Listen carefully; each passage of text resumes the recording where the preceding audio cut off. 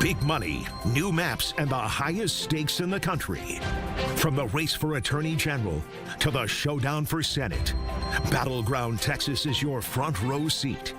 We're talking with the candidates, analyzing the data, and fact-checking the commercials. Don't just watch the news. Understand the strategy. The fight for the Lone Star State starts here. This is Battleground Texas.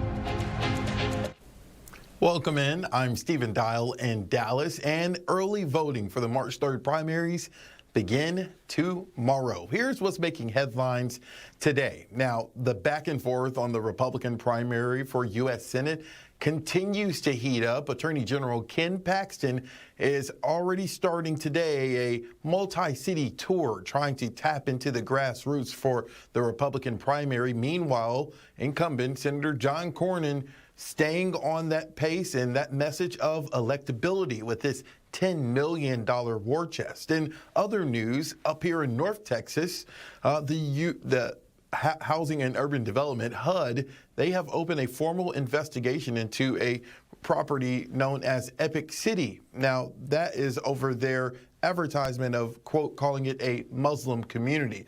This is a topic that Governor Abbott and Attorney General Ken Paxton have talked about for some time, so we'll see where that goes. All right, I want to bring in my colleague Rudy Koski from Austin and Patrick Svitek, former Texas Tribune and former Washington Post political reporter. Good afternoon, gentlemen. Rudy, what is making headlines for you? Well, the great big box that Patrick gets over both of us, I think, is the big headline of the afternoon, right? You know, he looks great on my screen.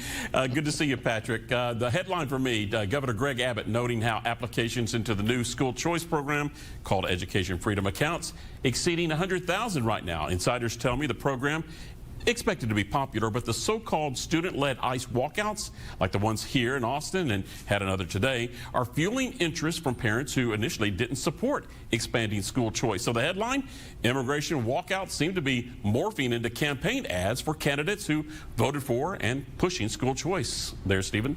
Patrick, what's making headlines for you? All right, Rudy. Patrick, what is your headline right now a day before early voting starts? Look, I'm focused on this Senate race just like everyone else is, and I'm especially interested in how the Republican candidates are going to be perceived Can you hear me, this Patrick? week. Yes, I can.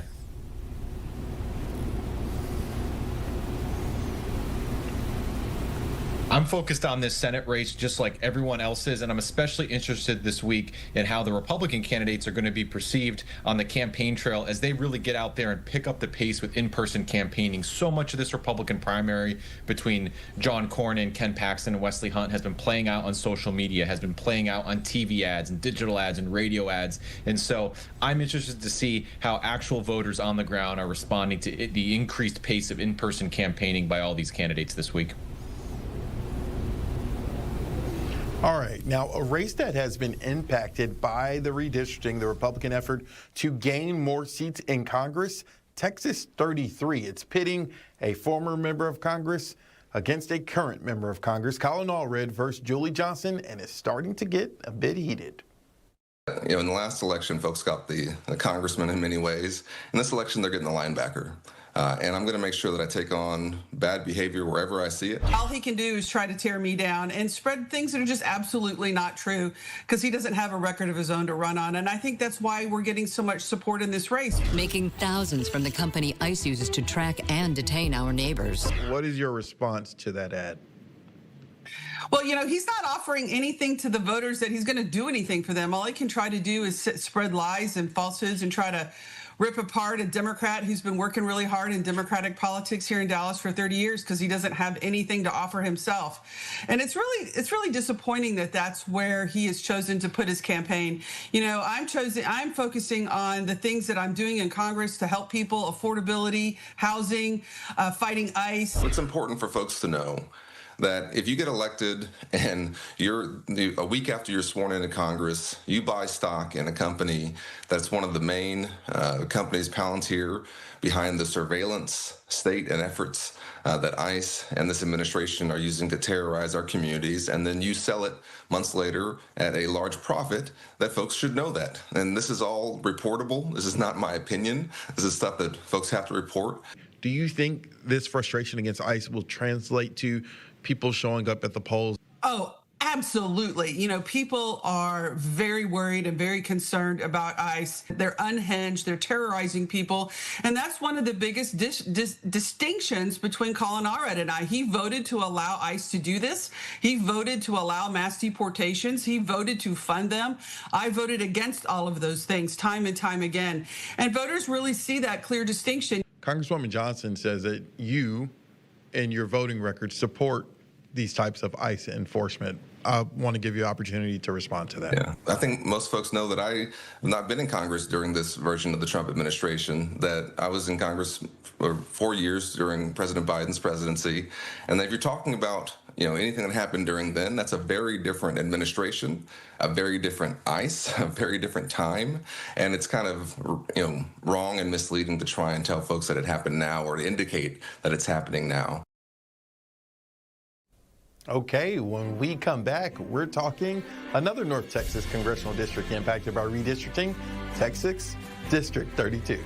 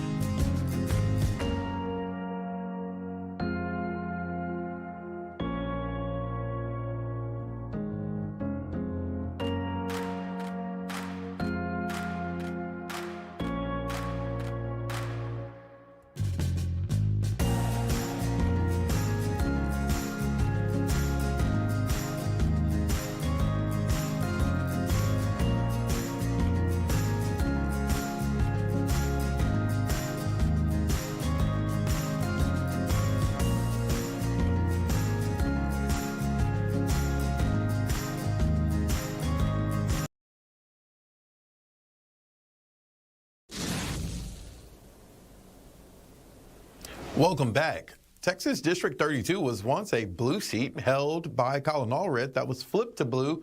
Now, in part of the president's effort to gain seats in Congress, this seat now stretches from suburban Dallas all the way past Tyler, east to Longview. I talked to some of the leading candidates in this race. We're going to win it back for President Trump. I believe it's time to send a business leader to Washington, D.C., like President Trump was for the White House. I want to do that for the people's house. It's actually time that we actually do some business initiatives there. Send Big Paul Bondar to Congress to help Trump. I'm using my own money because I'm sick and tired of being betrayed by our government officials, and that's why I'm here. Jace deployed to protect our president. The old Republican Party, they played a lot of defense, but I think Republicans now want somebody that's going to go on offense. Do you think the Trump endorsement will help get you across the finish line? Every candidate he's endorsed doesn't win, but do you think this will help you? I think it's an incredible honor for us. I mean, the new Texas 32 is a Trump plus 17 district. The president has very, very strong support in our district. I'm very proud to be endorsed by him, and I'm doing everything I can. One of my key competitors, Jace, he's about an hour outside the district. He's not really a business leader. He's a kind of a lawyer, politician. Not bad, but is it a day for that, or is it a day for a business leader? And right now, I'm the only one that currently employs people in this district. Some may do some research on you before heading to the polls and see that you ran for Congress in 2024. Talk about your commitment to Texas, not Oklahoma. My family's here. I live here. You know, not everybody's lucky enough to be born in Texas, but you know, Ted Cruz, Dan Patrick, and Ken Paxton, all of us would not be native-born Texans, but we love Texas. We know Texas is the greatest state, and we want to serve. I'm running like we're 10 points down, so we're pushing hard every front. We're not going to let up. Now, being transparent, my entire 7 years here in Texas, Rudy, I lived in Congressional District 32. Now, I looked up my sample ballot. I'm in Congressional District 5, held by Lance Gooden. Okay, so with this seat, this is part of the redistricting plan.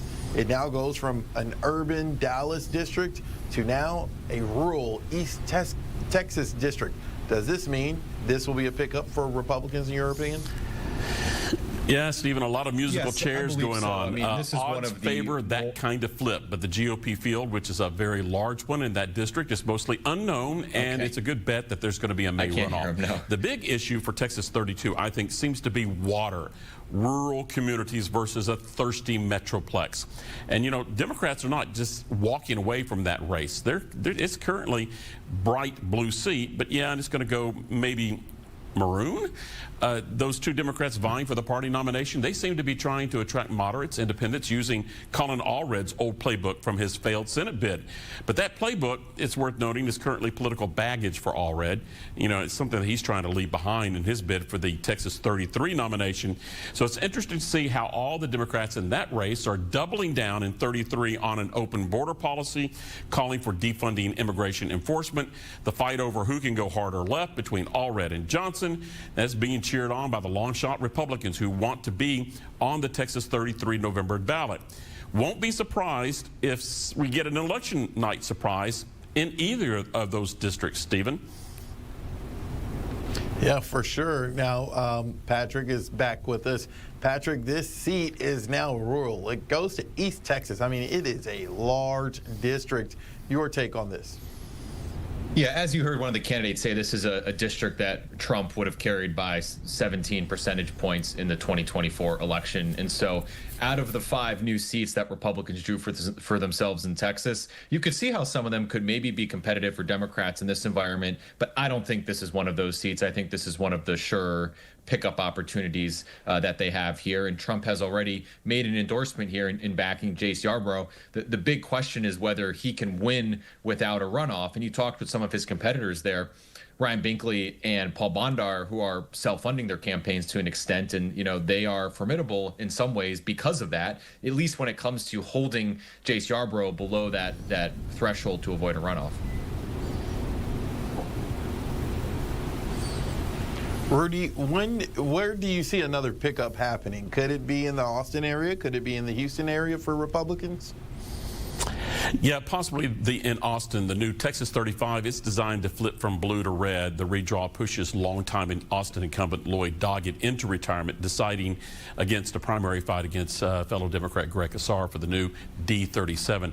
You know, the best shot for a GOP pickup continues to be the redrawn Texas 9, in my opinion. That's all the way down in the Houston metro area, Greg Grugan's country. The surprise there for me, though, is how this redrawn initially seemed to favor state lawmaker Briscoe Cain, who is leaving the state house for this congressional run. But a new poll shows that he's running behind local GOP activist Alex Mueller. You know, the crystal ball on that GOP strategy to win seats in the South Texas, that's also something that may end up as a misfire for Republicans, something that could fail, a big fail, if there's not a hard press for a big turnout, Stephen. All right. Valentine's Day was a big hit for couples, but it was also a big talking point for some of the Senate candidates. We'll discuss when we come back.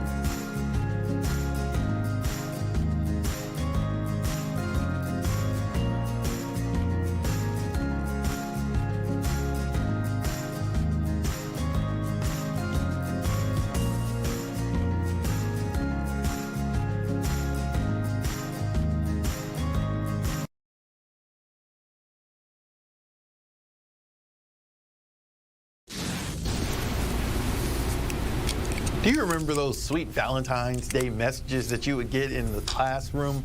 Well, there were some sweet Valentine's Day messages on social media, Rudy. Team Cornyn going after both primary challengers with some Valentine's messages on social media. First, watch out for serial adulterer Ken Paxton this Valentine's Day. That's what Team Cornyn said. And this Valentine saying, your Valentine's Day reminder that fake MAGA Wesley Hunt said that he doesn't regret voting for Hillary Clinton. Wow. Yeah, it does get ugly. Now, for his part, Paxton took a couple of shots at Cornyn this weekend, posting, why am I beating John Cornyn in the polls? Because Texans don't like gun-grabbing rhinos. And before that, retweeting this Plus Decision Science poll showing him 9 points ahead of Cornyn and 21 ahead of Hunt. And for his part, Wesley Hunt posted several pictures of himself on the campaign trail, then a video of Democrat Jasmine Crockett saying Jasmine Crockett is running for Senate on a platform of professional victimhood, in his words, while campaigning as little as John Cornyn, if that's even possible. Maybe when they finally decide to face real Texans, they can hit the trail together. After all, she has endorsed him. That was some fun back and forth if you're into politics and some social media barbs. Rudy, this Senate race has been the main event. It has been all we are talking about. People go to the polls on Tuesday. Yeah, it really is shaping up exactly how we expected it would be shaping up. Some hard hits and a low blow here and there now and then. Definitely, if you get any kind of candy from any of those candidates, don't eat it, just throw it away. You don't know what's in there. And over the weekend, there were some really strong accusations in regards to doxing and misuse of candidate information, really going after Cornyn and his campaign for what appears to be a post that might have had some errors in it that really fueled a lot of toxic rhetoric on that point. So I think it's going to get hotter, as we mentioned at the top of this show. A lot of the campaigns out on the trail right now as we speak, and trying to really get the grassroots and their base tuned up. It's really going to be about turnout, Stephen, the way that this thing's shaping up. Patrick, as a political reporter, we would love to talk to candidates, right? That's our thing. We want to hear from the candidates. That it's not a prerequisite, and that doesn't ensure that they'll win. Paxton starting his tour for this campaign. He's going to be in Allen tomorrow. I'm going to be there. I'm told Patrick, he will talk to the local media. Do you think that ducking the media thing is a good strategy for him? Oh, this is a time-worn strategy. If you believe you're in a good position in your race, you try to minimize risk as much as possible, and included in minimizing risk is talking to the media as little as possible, because the media is likely to bring up topics that you don't want to talk about. So you want to control the narrative. You want to control what you talk about in the home stretch of your campaign in particular. So that doesn't surprise me that maybe Paxton's been ducking the media or engaging with them less than Cornyn or Hunt. But if you look at the polling here, this race is a little bit unsettled, and Hunt still kind of is a wild card to me. And I think that is proven by the fact that some outside groups in recent days and weeks have started spending real money attacking Hunt, which to me suggests that someone out there, I don't know if it's the Cornyn side of the race or the Paxton side of the race, maybe both of them, someone out there sees the potential for Wesley Hunt to maybe make a runoff here and squeeze one of those other candidates out of it. And so that's just to say this primary does feel a little unsettled, even if we all can kind of expect it to go to a runoff. Patrick, I'm just happy I can hear you. I can hear you, Patrick. Rudy, I'm going to give you the last word, 30 seconds. Yeah, I think it is going to be the messaging, and but everything I think is going to shift in regards to Paxton's strategy. If he is the nominee, he can't stay in his office and campaign by way of press releases. He's got to stay out in the field and talk, because he's going to take some serious body blows if he becomes the nominee. Stephen? Yeah, all right. We got one more block to go. Patrick, thank you so much for joining us. When we come back, our final thoughts.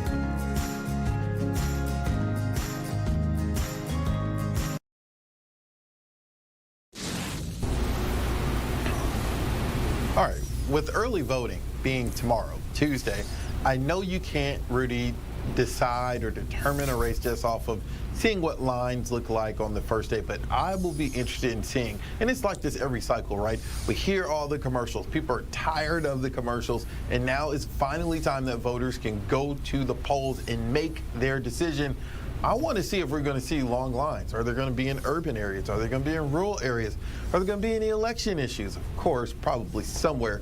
But I am interested to really see what turnout will start to look like this week. What about you, Rudy?